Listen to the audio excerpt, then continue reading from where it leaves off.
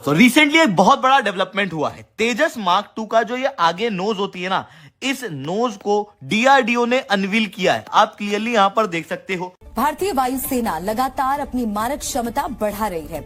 इसके लिए एयरफोर्स अपने बेड़े में खतरनाक फाइटर जेट्स को शामिल कर रही है। अब एयरफोर्स की नई ताकत होगी LCA AF MK2 तेजस। भारत की 8 करोड़ से ज्यादा आबादी गुर्बत की लकीर से नीचे जिंदगी गुजारने पर मजबूर, लेकिन मोदी सरकार का जंगी जुनून बरकरार है। दिफाई बजट के लिए 9.5% इजाफे के साथ 78 अरब डॉलर मुख्तस कर दिए।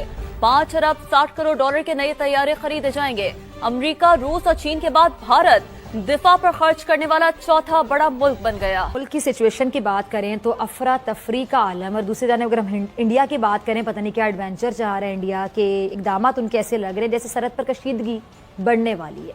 जैद साहब, देखिए आप भी 5th जनरेशन वॉरफेयर की बात करते रहे हैं। भारत तो उसमें भी उसको बहुत सी कामयाबियां मिली हुई हैं, जिसमें सर उन्होंने बड़ा एक खतरनाक पिक्चर पेश की है। उन्होंने बताया कि इंडिया का पूरा प्लान है पाकिस्तान पे एक बार फिर अटैक करने का। उन्होंने डेट्स भी बता दी कि 16 अप्रैल से लेके 20 अप्रैल तक। फाइटर जेट वर्ष 2025 तक भारतीय वायुसेना में शामिल कर लिया जाएगा। इसकी तैयारियां जोर शोर से चल रही हैं। ये फाइटर जेट अपने पुराने वर्जन की तुलना में ज्यादा आधुनिक और खतरनाक है। इंडिया पागल है, ये सब कुछ कर रहा है पिछले 2 साल से। इसने 100 अरब डॉलर का असलाह खरीदा है और कम से कम 8-10 वो तो चीन के खिलाफ खरीद रहे हैं ना। बट डिप्लॉयमेंट तो राजस्थान में हो रही है। उन्होंने कहा है कि जो तेजस एयरक्राफ्ट, जारी बात है ये बड़ी इंपॉर्टेंट चीज है इस सेंस में कि। जय हिंद दोस्तों, देमा न्यूज रिएक्शन चैनल पे आप लोग का स्वागत है। तो हमारे देश के DRDO कंपनी ने एक बहुत बड़ी सफलता हासिल कर ली। दोस्तों बात दरअसल ये है कि फाइटर जेट में लगने वाली रेडम पहले विदेशों से मंगाना पड़ता था, पर अब हमारे देश के वैज्ञानिकों ने अपना स्वदेशी रेडम हासिल कर लिया है। टेक्नोलॉजी के दौर पे हमारे देश के वैज्ञानिकों का एक और छलांग। इस बात से दुनिया हैरान और परेशान है दोस्तों। भारत की इस सफलता को देखकर हमारे पड़ोसी मुल्क पाकिस्तान वो तो और भी ज्यादा परेशान है दोस्तों। अगर आप लोग सोचते होंगे कि आखिर ये रेडम है क्या चीज, तो इस बात को समझने के लिए चलिए आइए देखते हैं आएगा ये पूरा वीडियो। अगर आप लोग को अच्छा लगे तो please like, comment, share and subscribe जरूर कर दें, ताकि आने वाले मेरे अगली वीडियो आप लोग को बहुत जल्दी प्राप्त हो जाए।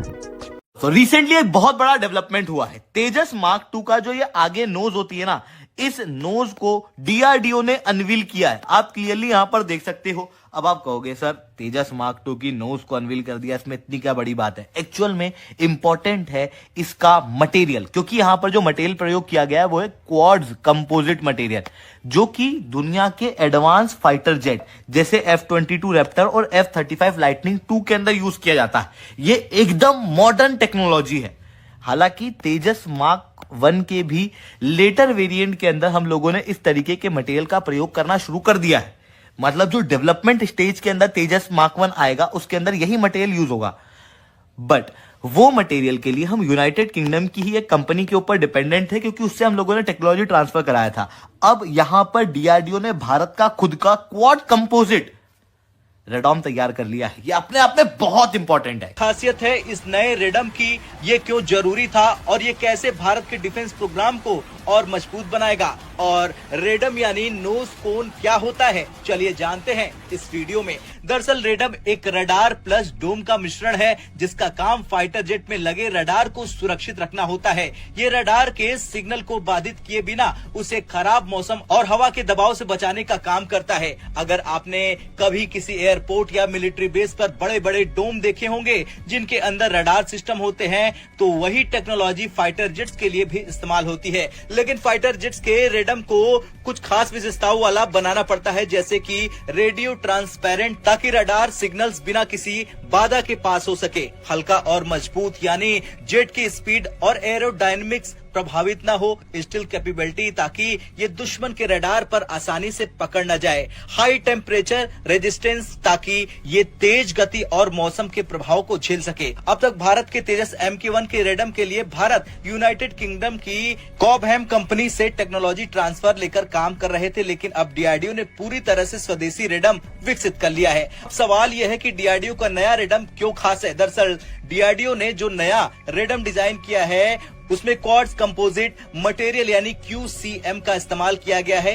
ये वही मटेरियल है जो दुनिया के सबसे एडवांस फाइटर जेट्स जैसे F-22, रैप्टर और F-35 में इस्तेमाल होता है। मुल्क की सिचुएशन की बात करें तो अफरा तफरी का आलम, और दूसरी जानब अगर हम इंडिया की बात करें, पता नहीं क्या एडवेंचर चाह रहे हैं इंडिया के, इकदाम उनके ऐसे लग रहे हैं जैसे सरहद पर कशीदगी बढ़ने वाली है। तो आपने देखा ब्रिगेडियर रिटायर्ड महमूद शाह साहब हमारे साथ मौजूद हैं। ब्रिगेडियर साहब, warm welcome in the programme. सबसे पहले मैं जानना चाहूंगी कि अगर भारत ने जंग का आगाज कर दिया, क्योंकि नरेंद्र मोदी के सर पे तो जुनून सवार है, बीजेपी की गवर्नमेंट आरएसएस की सोच को रिप्रेजेंट करती है, उनकी आर्मी क्या चाहती है सबके सामने सब कुछ, जो कश्मीर में जुल्म हो रहा है, वहां पे माइनॉरिटीज कितना सफर कर रही है, सारी सिचुएशन आपके सामने है।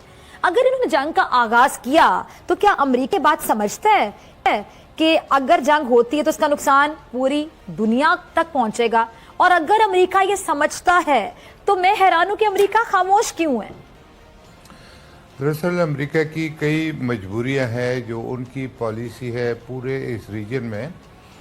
वो चाहते हैं कि चीन की जो प्रोग्रेस है, जिस तरीके से वो डेवलप हो रहा है और अभी तक जो है वो दुनिया की दूसरी बड़ी इकॉनमी है, और मेरे ख्याल में आगे वाले 10 सालों में शायद वो दुनिया की नंबर 1 इकॉनमी बन जाए।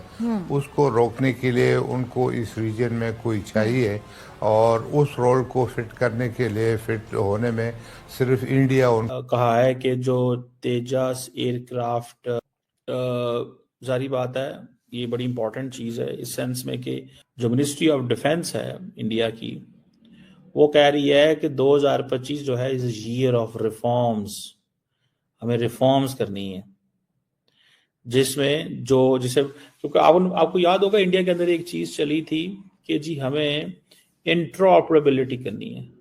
इंडिया के लिए 2 कहते हैं जी कि उनके बड़े कॉम्पिटिटर हैं, चाइना है, पाकिस्तान है, और R&D के हवाले से वो कह रहे हैं कि शायद रेलिवेंस लूज कर रहे हैं। ठीक है जी, CDS का ऑफिस क्रिएट हुआ, बहुत कुछ हुआ। सो जॉइंटनेस, इंटीग्रेशन इनिशिएटिव्स लेने हैं, और इस्टेब्लिश करना है कि इंटीग्रेटेड थिएटर कमांड्स की बात हुई थी, और जो एक्विजिशन प्रोसेसेस हैं, प्रोसीजर्स हैं, उनको जरा सिंपल करना है टाइम के हवाले से। सो फैसिलिटेट करना है टेक्नोलॉजी ट्रांसफर को, नॉलेज शेयरिंग को, कि कैसे defence sector and civil industry जो है इंडिया की वो काम कर सकें। प्रोडक्शन एजेंसीज जो हैं उनको ज़्यादा इन्वेस्ट करने की ज़रूरत है। मैन्युफैक्चरिंग जो प्रोसेसेस हैं उनको इंक्रीज करने की ज़रूरत है। स्पीड, स्किल, मैन पावर, बहुत सारी चीज़ों को वो करने की ज़रूरत है। वो कहते हैं जी कि जो तेजस जहाज़ हैं, फाइटर जेट्स हैं, वो हमने on the Rafale thing they are doing good. उन्होंने कोई 60-70 मेरा ख्याल है, if I am not wrong, Rafale का ऑर्डर भी दिया है, 30-35 आई थिंक आ गए हुए हैं। सो इसीलिए वो कह रहे हैं जी मल्टीपल सोर्सेस की बात है। सो ये उन्होंने अपनी पूरी एक हिस्ट्री बताई है, टाइमलाइन बताई है कि जो तेजा फाइटर जेट है उसे that is still to be manufactured by the Bengaluru, जो उसका हेडक्वार्टर है हिंदुस्तान एरोनॉटिक्स का, वहां पर कि पैसा आया इंडिया की हुकूमत की तरफ से R&D में कि जाएं जी रिसर्च करें किस तरह के जहाज चाहिए, क्या क्या चीजें हैं, क्या काम। उन्होंने कहा जी ठीक हो गया, आके 1A फाइटर एयरक्राफ्ट स्क्वाड्रन है वही उन्होंने कर लिया, अपने साथ मिला लिया। सो ये चीज इंडिया के, अच्छा एक बात बताऊं, इंडियन एयरफोर्स जो है ना वो थोड़ी बड़ी बोल्ड है। वो बोल्ड किस तरह मैं